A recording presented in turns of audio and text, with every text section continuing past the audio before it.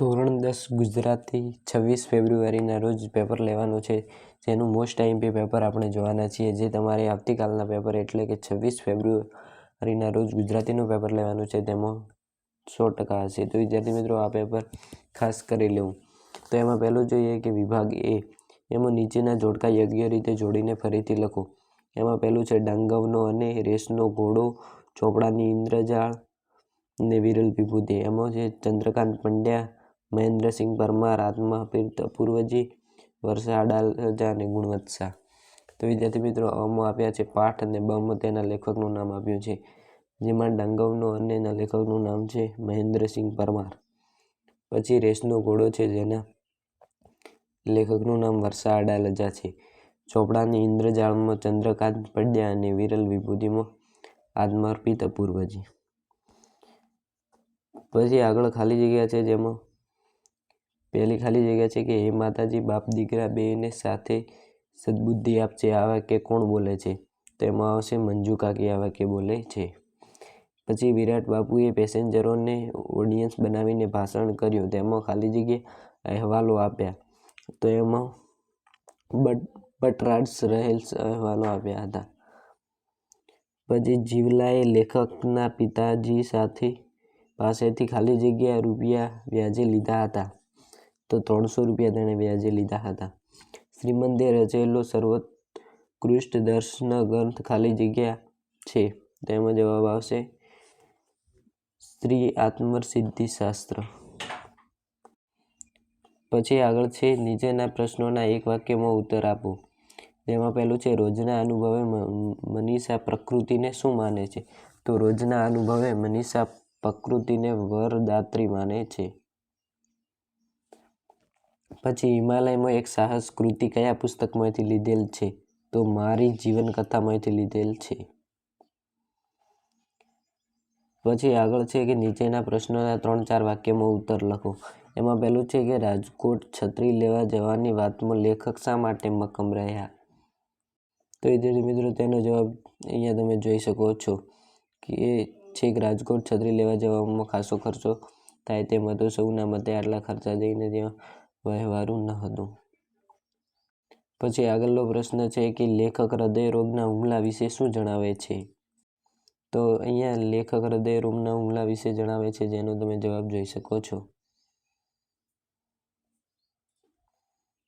તો વિદ્યાર્થી મિત્રો, ધોરણ 10નું જે 26 ફેબ્રુઆરીના રોજ ગુજરાતીનું પેપર લેવાનું છે, તેનું સંપૂર્ણ સોલ્યુશન આપણી ચેનલ ધસમાટ લર્નમાં આવવાનું છે. તો ગુરુવારે બપોરે 1:45 આપણી ચેનલમાં પેપરનું સંપૂર્ણ સોલ્યુશન અને સૌથી પહેલાં આવી જશે, તો તે વિડીયો જોવાનું ભૂલતા નહીં. પછી આગળનો પ્રશ્ન છે કે ડુંગરની પત્ની અચાનક અટકીને શા માટે ઊભી રહી ગઈ? તો તેનો જવાબ તમે અહીંયા જોઈ શકો છો કે ડુંગરની પત્ની અચાનક કેમ અટકીને ઊભી રહી ગઈ.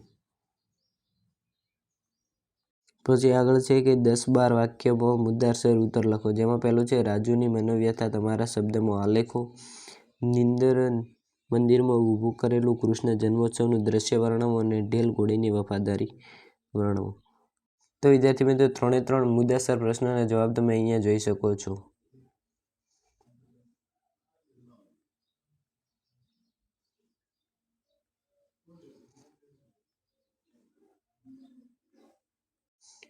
પછી આગળ વિભાગ બી છે, જેમાં પહેલું જોડકા છે, જેમાં સિલવંત સાધુને વતનથી વિદાય થતાં માધવને દીઠો છે ક્યાંય અને દિવસો જુદાઈના જાય છે. જેમાં ઉર્મી ગીત, ગઝલ, સોનેટ, ભજન અને લોકગીત છે.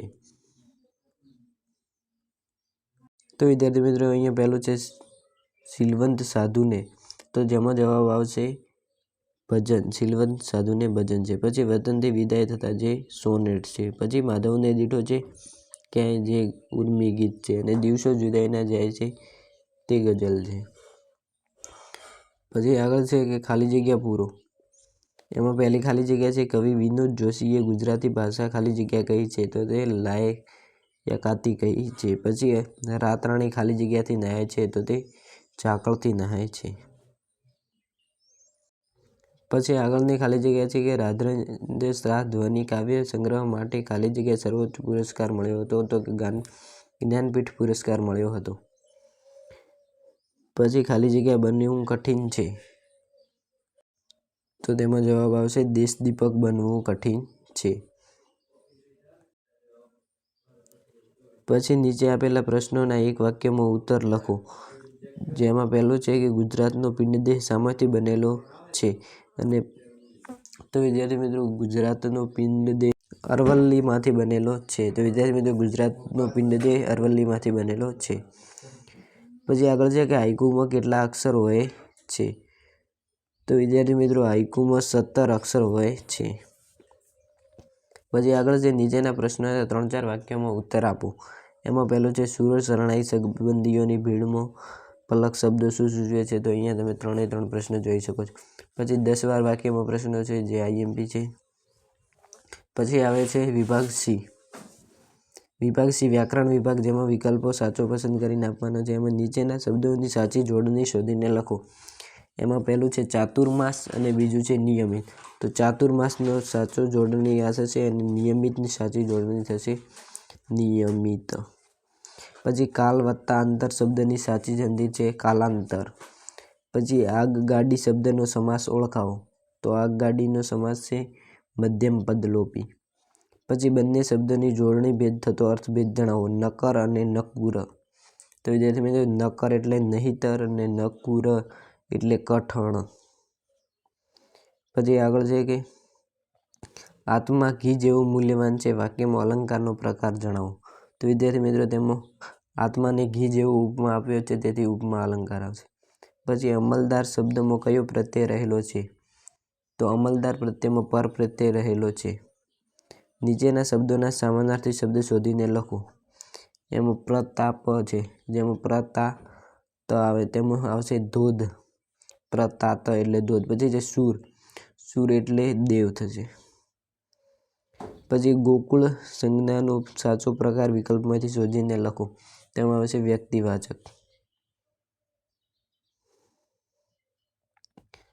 પછી આગળ છે કે નીચેના રૂઢિપ્રયોગનો અર્થ આપો. એમાં એકના બે ન થવું એટલે કે પોતાની જાત પર નક્કર રહેવો. પછી નીચે આપેલા કહેવતનો અર્થ આપો. 52ના 2 બગડવા એટલે કે બંને બાજુથી નુકસાન જવું. નીચેના શબ્દ સમૂહ માટે એક શબ્દ આપો. કાણાવાળા ગરબામાં મૂકેલો દીવડો એટલે કે ગરબો. પછી નીચેના શબ્દનો વિરોધી શબ્દ આપો. સોંકડી તો પહોળી. પછી આગળ છે કે નીચેના વાક્યને કર્મણીમાં ફેરવો.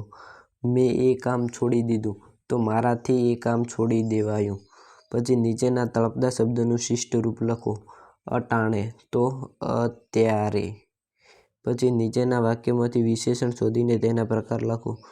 લાલ કિનખાબનો પડદો ખુલ્યો. જેમાં લાલ છે જે ગુણવાચક છે. નીચેના વાક્યમાંથી ક્રિયા વિશેષણ શોધીને તેના પ્રકાર લખો.